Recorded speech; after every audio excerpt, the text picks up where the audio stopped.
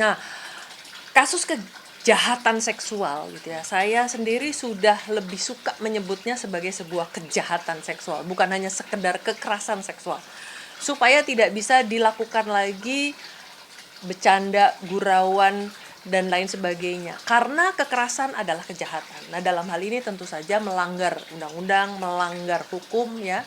Nah, kejahatan seksual itu macam-macam. Mulai dari yang paling ringan tadi saya sudah sebut, apa? Membujuk rayu, meminta supaya anak-anak perempuan atau perempuan mengirimkan foto dalam kondisi tidak berbusana dan lain sebagainya, lalu kemudian fotonya disebar, atau mungkin menemukan foto dan video orang lain kemudian juga disebar, itu juga sudah merupakan sebuah kejahatan seksual.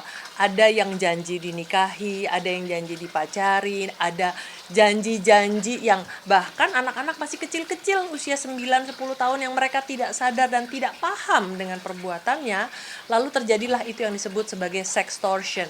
Ditarik, diambil konten-konten pornografi oleh orang-orang yang tidak bertanggung jawab, lalu kemudian muncul lagi ada yang mungkin suka dengan anak-anak yang jauh lebih muda ya, dengan beda usia yang lebih dari 5 tahun, lalu kemudian juga pelakunya mungkin sudah dewasa, lalu korbannya adalah masih di bawah umur.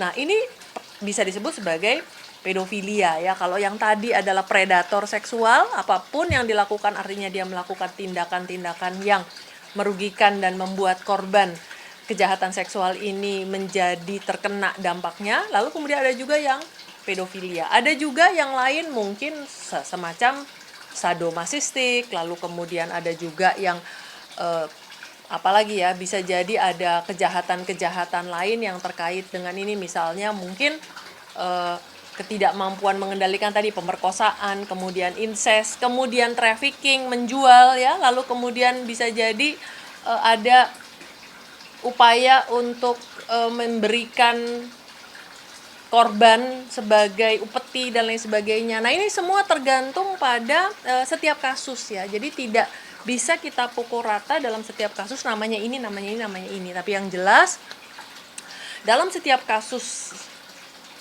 kejahatan seksual itu biasanya memang dibutuhkan seorang psikolog ya, terutama psikolog forensik untuk bisa memberikan gambaran tentang profil psikologis korban dan psikodinamika kasusnya agar bisa diketahui tidak hanya kemungkinan dari kelainan pelaku, tetapi juga diketahui motifnya, diketahui alasan-alasan bagaimana resiko keberbahayaannya, bagaimana yang bersangkutan itu bisa memilih korbannya, dan bagaimana juga korban ini menjadi terbuai, terjebak, dan sehingga akhirnya terjadilah kejahatan yang sebagian besar tidak hanya berupa sebuah kejahatan seksual yang berlangsung berkali-kali dan untuk kurun waktu yang lama, sebagian besar ternyata bisa berakibat kepada kematian.